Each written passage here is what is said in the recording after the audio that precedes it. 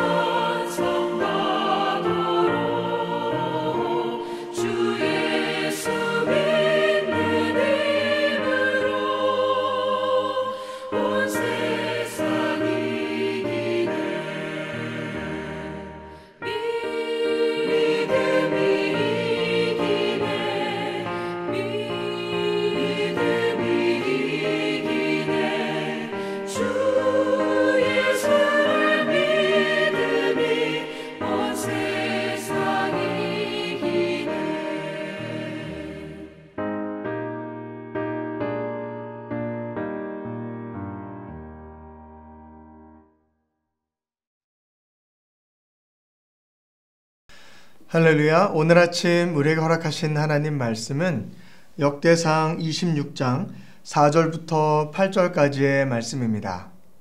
역대상 26장 4절부터 8절까지의 말씀을 봉독하도록 하겠습니다. 오베데돔의 아들들은 맏아들 스마야와 둘째 여호사밧과 셋째 요아와 넷째 사갈과 다섯째 느다넬과 여섯째 암미엘과 일곱째 이사갈과 여덟째 부울레데이니. 이는 하나님이 오베데돔에게 복을 주셨습니다.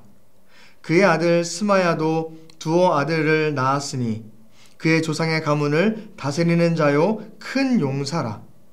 스마야의 아들들은 오드니와 르바엘과 오벳과 엘사벳이며 엘사발의 형제 엘리후와 스마갸는 능력이 있는 자니 이는 다 오베데돔의 자손이라. 그들과 그의 아들들과 그의 형제들은 다 능력이 있어 직무를 잘 하는 자니 오베데돔에게서 난 자가 62명이며 아멘. 하나님 말씀입니다. 역대상 23장부터 계속 이어지는 말씀은 이제 다윗 성전, 하나님께서 그를 통해서 만들지 못하셨지만 앞으로 솔로몬을 통해서 하나님께서 이루실 그 성전을 생각하며 성전을 준비하게 됩니다. 그래서 그는 먼저 성전 건축을 준비시키고요.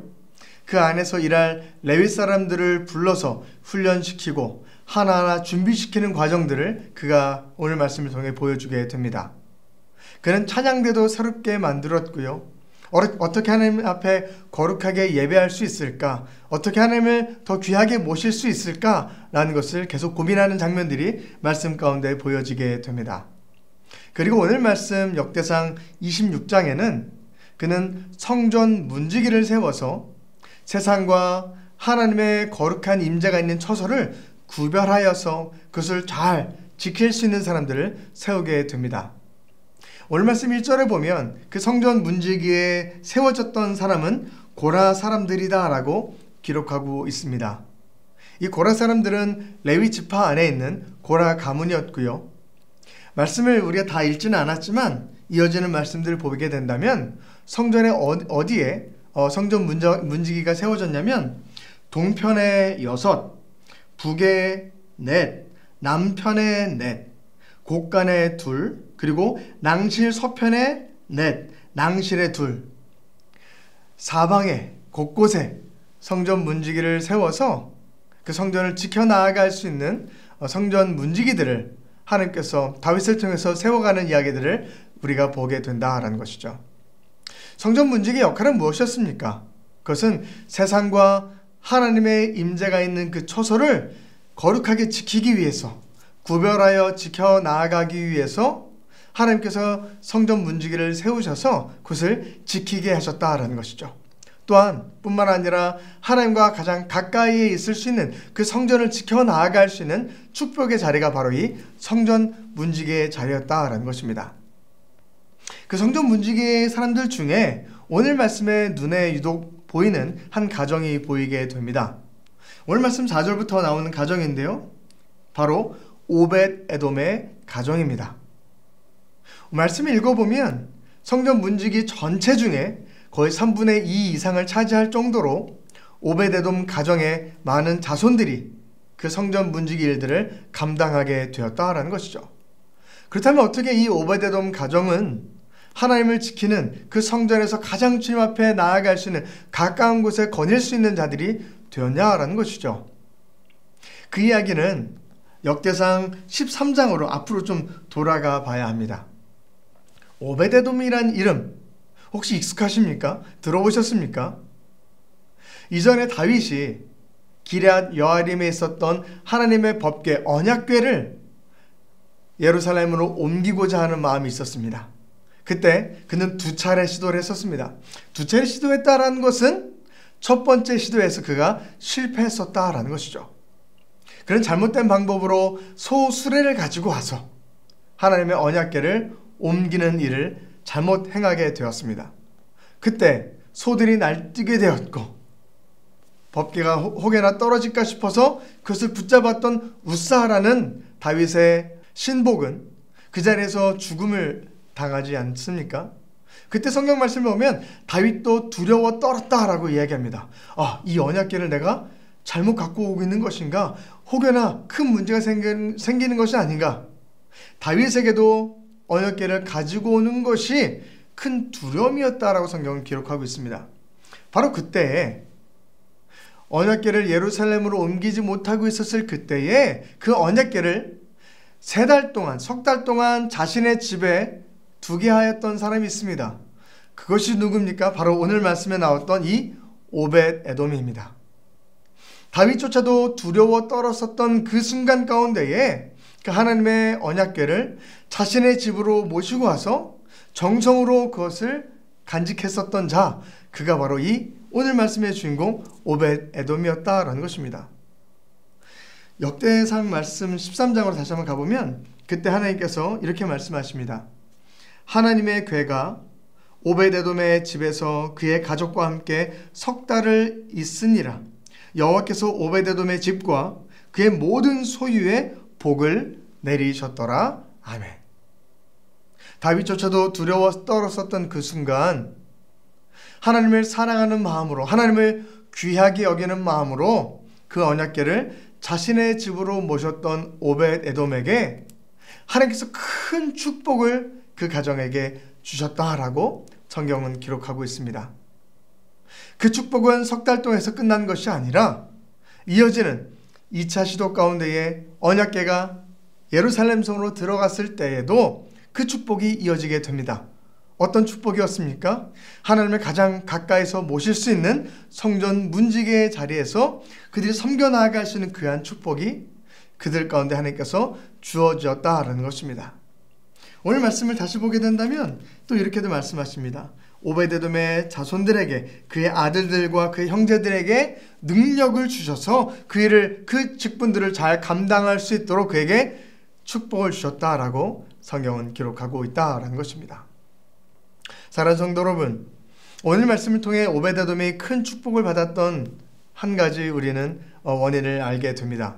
그것은 누구보다도 하나님을 사랑했기에, 누구보다도 하나님을 귀하게 여기는 마음이 그 오벳 에돔에게 있었기에 그는 하나님으로부터 받는 큰 축복을 받아 누리게 된 줄로 믿습니다.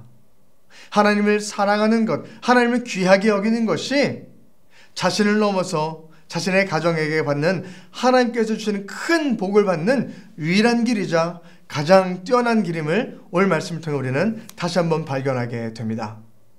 하나님을 사랑하는 것이 우리에게 가장 큰 축복인 줄로 믿습니다. 하나님을 귀하게 여기는 것이 우리 인생들에게 허락하신 하나님의 귀한 은혜인 줄로 믿습니다.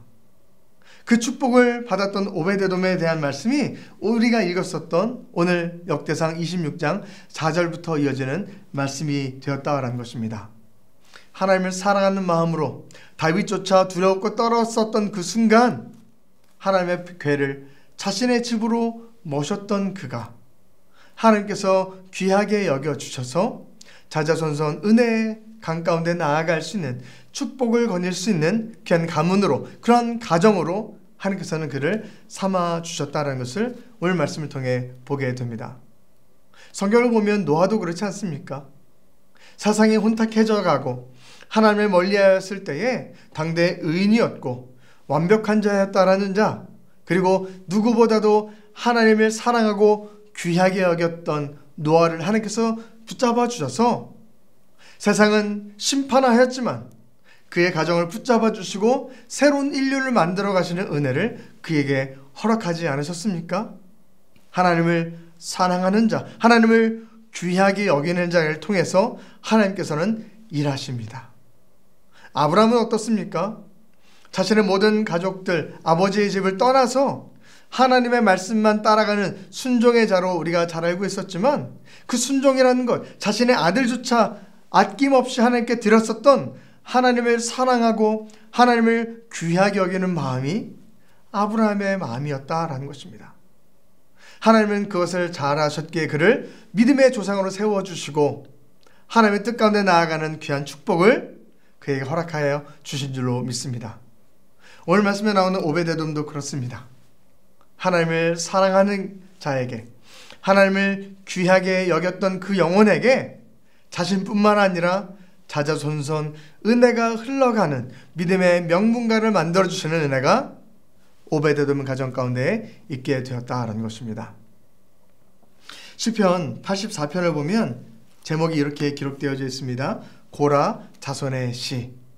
우리가 잘 아는 시편인데요. 시편을 84편 1절에 이렇게 시작합니다. 만군의 여호와여 주의 장막이 어찌 그리 사랑스러운지요 라고 시작하는 시편입니다. 제목이 뭐라 그랬었습니까? 고라 자손의 시. 오늘 말씀에 나오는 성전 문지기로 거닐렀던 고라 자손들이 적은 시편입니다. 이 시편의 10절에 보면 우리가 잘 아는 말씀이 나옵니다.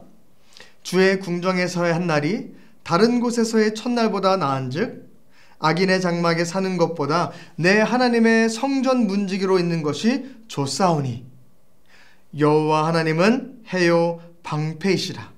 여호와께서 은혜와 영화를 주시며 정직하게 행하는 자에게 좋은 것을 아끼지 아니하실 것임이니이다.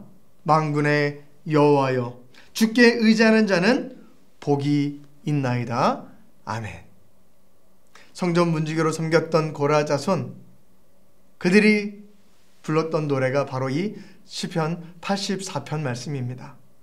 주의 전에서의 주의 장막에서의 하루가 다른 곳에서의 첫날보다 나은즉 주의 하나님의 문지기로서 사는 것이, 성전 문지기로 사는 것이 나에게 큰 축복입니다 라고 고라 자손은 고백하게 되었다라는 것입니다. 사랑하는 성도 여러분, 우리도 하나님을 누구보다 사랑하고 귀하게 섬기는 마음으로 나아갈 때에 하나님께서는 그것을 붙잡아 주시고 우리의 마음을 받아 주시고 우리의 삶을, 우리의 가정을, 우리의 앞길을 은혜의 강가로 나아갈 수 있도록 인도해 주실 줄로 믿습니다. 함께 기도하겠습니다. 하나님 아버지 감사합니다. 오늘 말씀을 통해 오베데돔의 가정에 큰 축복을 다시 한번 바라보게 되었습니다. 다윗조차도 하나님을 두려워하고 떨었던 그 순간에 하나님을 귀하게 여겨서 자신의 가정으로 모셔서 자신의 사랑을 표현했던 그 영혼을, 그 가정을 하나님께서는 축복하시고 귀하게 여겨주셨습니다. 하나님, 우리 사랑하는 영락교회 모든 가정들마다 더욱더 하나님을 사랑하게 하시고 귀하게 여기며 가정의 가장 중심에 하나님을 모시고 살아갈 때에 오베데돔에게 주셨던 그 축복이 모든 가정들마다도 흘러갈 수 있도록 인도하여 주옵소서. 사랑 많으신 예수 그리스도 이름으로 감사하며 기도드립니다. 아멘. 하늘에 계신 우리 아버지, 아버지의 이름을 거룩하게 하시며 아버지의 나라가 오게 하시며 아버지의 뜻이 하늘에서와 같이 땅에서도 이루어지게 하소서. 오늘 우리에게 일용할 양식을 주시고 우리가 우리에게 잘못한 사람을 용서하여 준 것 같이 우리 죄를 용서하여 주시고 우리를 시험에 빠지지 않게 하시고 악에서 구하소서. 나라와 권능과 영광이 영원히 아버지의 것입니다. 아멘.